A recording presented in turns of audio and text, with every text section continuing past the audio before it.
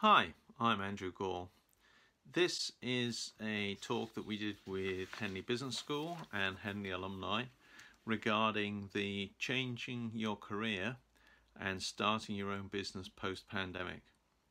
The first part I talk about the economic and the challenging times that we're now facing and starting your own business. In part two, Nima Pasha, Graham Philpott and Jane Batchelor of Henley Business School Careers Group talk about the changing careers and resilience needed during that part. So enjoy part one. So what's the current economic environment? We've seen a GDP, gross domestic product, drop in the UK probably in Q2 of near 25%.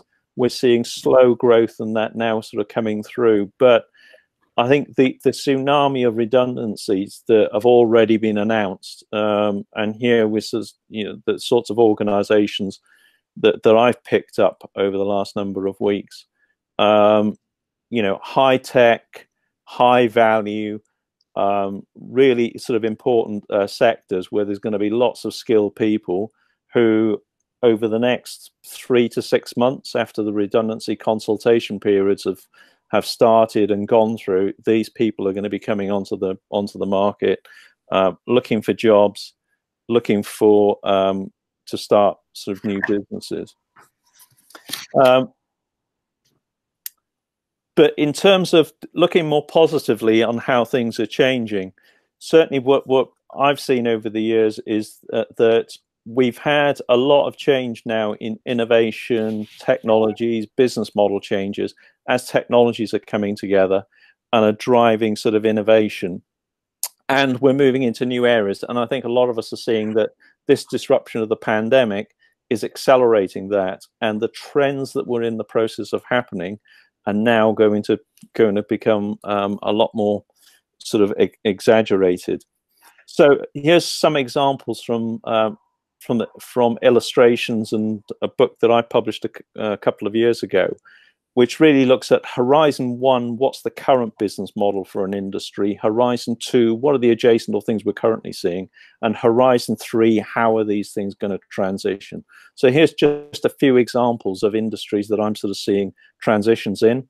I'll be interested in the chat or in the discussions to see what others you're thinking about. So in terms of energy, transport, we're seeing the transformation from oil to electric vehicles, distributed energy sort of systems. In the health sector, we're moving from looking after sick people in hospitals to new pharmaceutical solutions, digital solutions, and that which are available. And Horizon 3, the importance of data.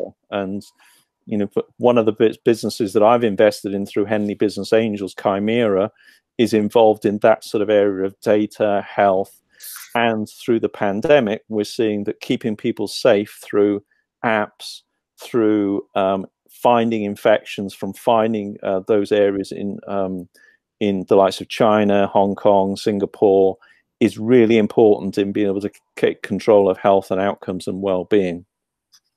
And we're seeing, consulting, advisory services, health services being changed, offices, white-collar jobs being transformed with devices, and we're going to see more artificial intelligence and data driving these sort of new industries.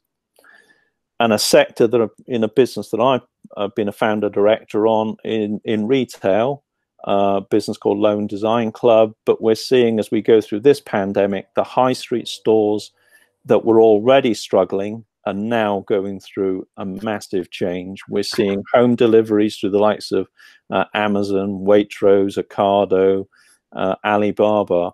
But what's the future going to be for retail? Is it going to be about experiences? It's not just going to be about deliveries, and it's not going to be what the high street and that was before. So we're seeing these changes happening in lots of different industries, which are going to change careers and be opportunities for business startups. So entrepreneurs from these corporates, here's some examples that of individuals that I've met, that I've supported in spin-outs from corporate, and ones that I've spoken to over the last sort of few weeks. So first example is a utility corporate, a small team of 3 people. The corporate decided they weren't going to continue with their electric vehicle sort of solution. Those individuals spun out and are now doing a fleet electric vehicle installation business. A professor, research professor from Unilever, I worked with a number of years ago, and we spun that venture out from that corporate, raised £250,000 in venture capital, and created a collaboration with a device business to spin out some intellectual property from that corporate. Lubricant recovery, so in circular economy, one of the corporates that I've been working with recently, there's a venture team there that's had notice of redundancy and looking to run a potential business in that there. And the other examples in that there have come through surveys and feedback I've had through LinkedIn. So I'd be interested on the chat in terms of what sort of ideas are you seeing from corporates that might be potentials for sort of spin-outs. But as we know, having a corporate job is quite different from being an entrepreneur. And this term extrapreneur was a name that I created back in my first book in 2006.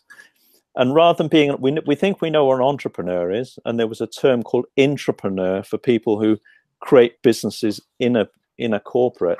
But an extrapreneur is somebody who's got the extra skills of an entrepreneur, has got an external perspective rather than an internal perspective, and sees the exit opportunity either for them as a business unit, their idea into a business unit, or creating a new business and that outside. So what are the sorts of steps that I think individuals need to think about when they start a new venture or when somebody's leaving a corporate? One is, I think they need the right business training.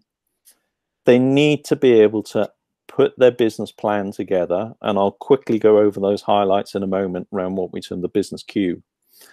They need to have their idea validated.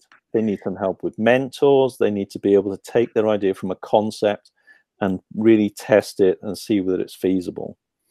And then there's the opportunity for, there's organizations called accelerators, incubators, where they can help design and develop and build their business ideas, because these are early stage seed businesses. And then there's opportunities for investment.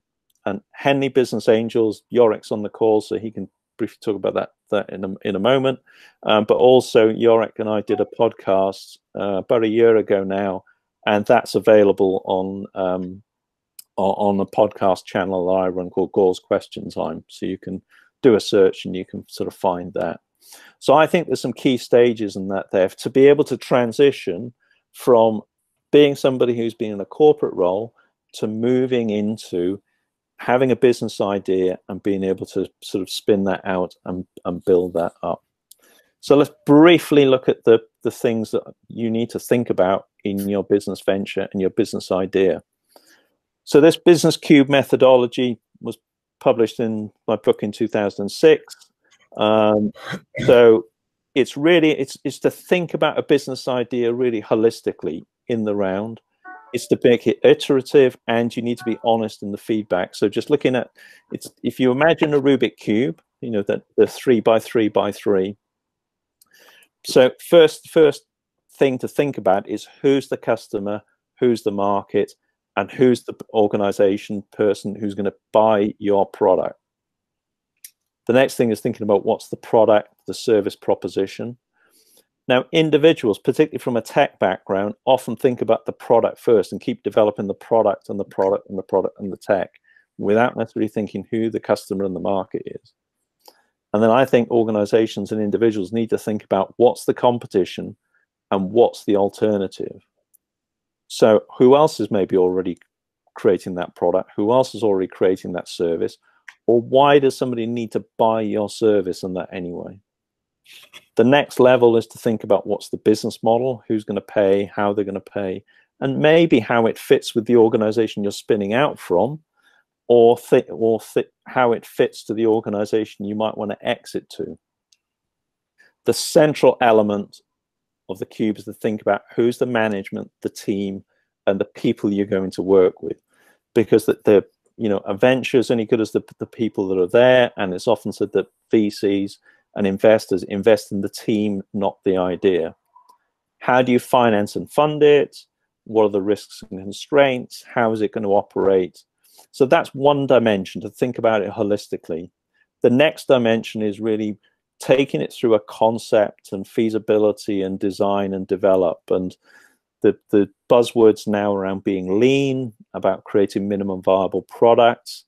But really, I think you need to think holistically around this concept first, and then, as like a Rubik cube, as you get more information in each of these areas, then iterate and change the ideas and that as you move through that.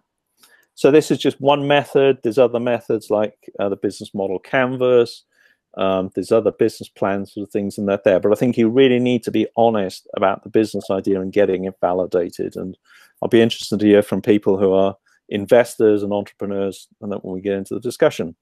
So that methodology has been used in corporates. It's been licensed to Intertrade Ireland for spin-outs and tech developments and things like that.